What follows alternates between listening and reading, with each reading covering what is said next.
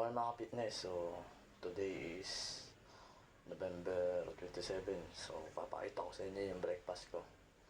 So, source of high protein to. So, ang kailangan ko protein is 110 grams of protein. Yun. Sa calories yun.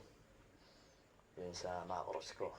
So, yung kakainin ko is 52.2 grams na protein. So, sa breakfast pa lang yun. Ang isa kasi nito is 26.1 grams na protein. Yung isang bangus yan. Yung daing na bangus yan. So, source of high protein.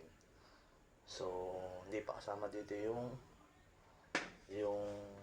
carbs na rice. So, ang goal ko kasi ngayon is road to bulky.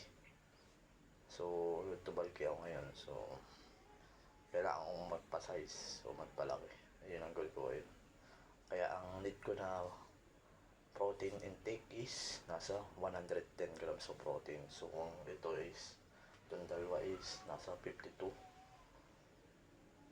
grams na protein. Kasi ang isa nga is nasa 26.1 grams na protein. Yung isang daing na bangus. So yun yung need kong protein intake. Then sa carbs naman, yun sa carbs.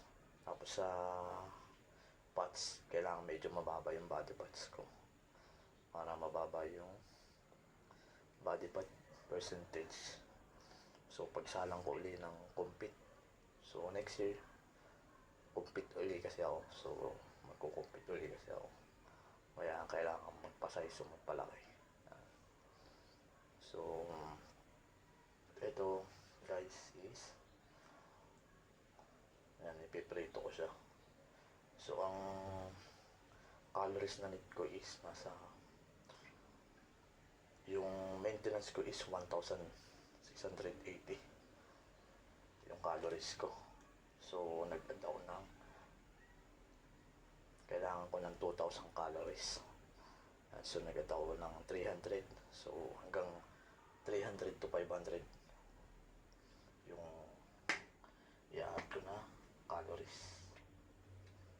So, ito guys, dahil na bangus yung sariwa pa. Yan. So, ito yung source of high protein kung gusto niyo magpalaki ng katawan.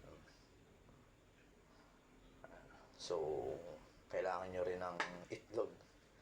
Yan, yung mga source of high protein. Itlog, yan, chicken breast, yan, tapos mga baka, yan, beef or lean beef, yan, fish, yan, bangus, yan.